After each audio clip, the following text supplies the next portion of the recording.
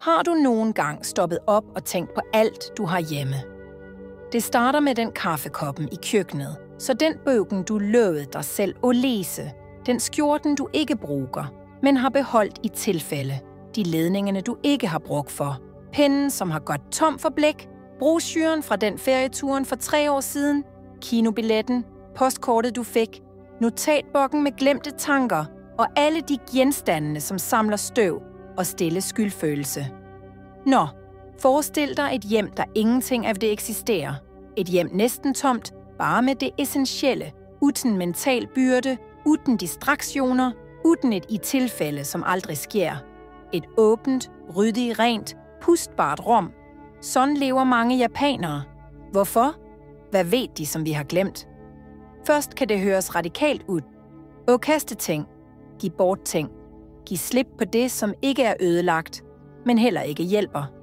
Det høres ud som askese, som at give op, som ren tomhed. Men det er ikke det. Det er et bevidst valg. En livsfilosofi, som ændrer, hvordan du opfatter rum, tid, til og med dit eget sind. Kan du forestille dig, at koppen, du aldrig bruger, optager mere mental plads end fysisk? At skuffen fuld af rot ikke bare er der. Hver morgen, når du åbner den, minder hjernen dig på, at det er et problem, som må løses. En ufuldført opgave. Lidt stress. Japanerne ved det, og videnskaben bekræfter det. Det, du ikke bruger, drænerer dig. Det samler støv, men det stjæler også opmærksomhed, beslutningsevne og ro. Det er som en stille alarm, som ringer hver gang du går forbi. Mindre ting indebærer ikke bare mindre rot. Det betyder mindre stress, mere klarhed, mere frihed. Dette perspektivet kommer ikke ud af ingenting. I deres kultur har zen-buddhisme og shinto påvirket dem dybt gennem århundreder og introduceret en mentalitet præget af enkelhed og frigøring.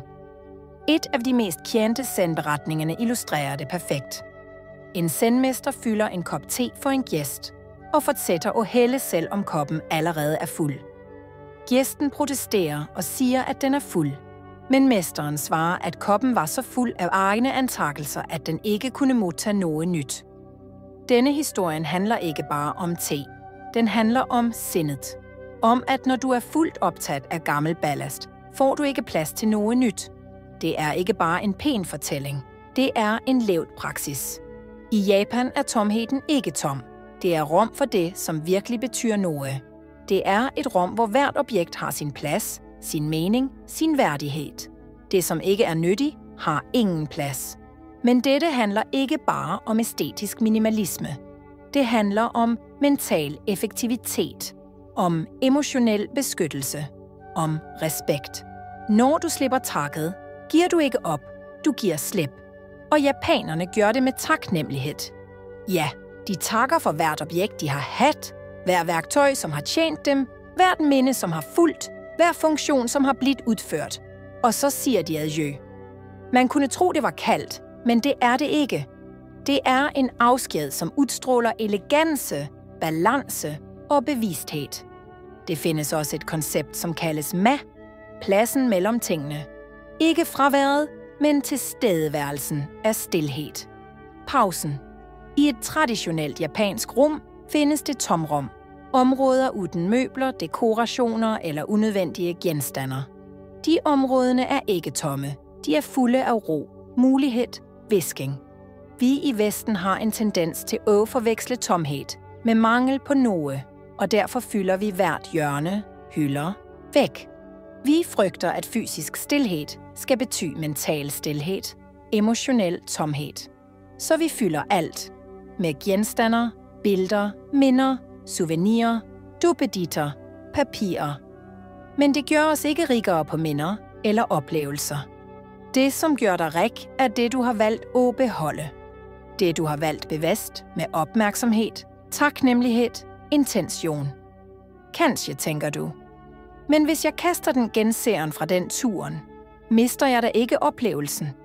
Nej. Oplevelsen er allerede i dig. I hukommelsen, i huden, i hjertet. Genseren er bare et symbol. Hvis symbolet ikke længere giver glæde, kun bliver til støv og irritation, er det på tide at lade det dra. Studier om daglig stress påpeger noget interessant. Engagementet med ødelagte, ubrugte eller uafsluttede genstander skaber det, som kaldes kognitiv belastning. Det er som en konstant liten gæld på din mentale konto. En liten spræk i din indre ro. At give slip er ikke at kaste bort, det er at vælge. Når du gør det, starter en dialog med dig selv. Dette repræsenterer mig. Dette er nyttigt. Dette giver mig fred. Det er ikke bare en fysisk handling. Det er en emotionel og eksistentiel beslutning. Du spørger dig selv, lakker det til eller trækker fra? Og hvis det trækker fra, giver du det bort. Et andet stærkt point er måden, de gør det på. Ikke tilfældig. Ikke giver bort halvvejs. Det er en nøje proces. Nogle gange siger de bare arigato. Tak på japansk. De snakker til genstanden. Giver den et øjeblik af taknemmelighed, før de lader den gå. Denne taknemmeligheden er ikke opspænd. Det er et ældgammelt ritual for at helbrede tilknytning. Fordi overdreven tilknytning holder os fast i det, som var, det, som kunne vært, det, som burde vært, det, som aldrig bliver.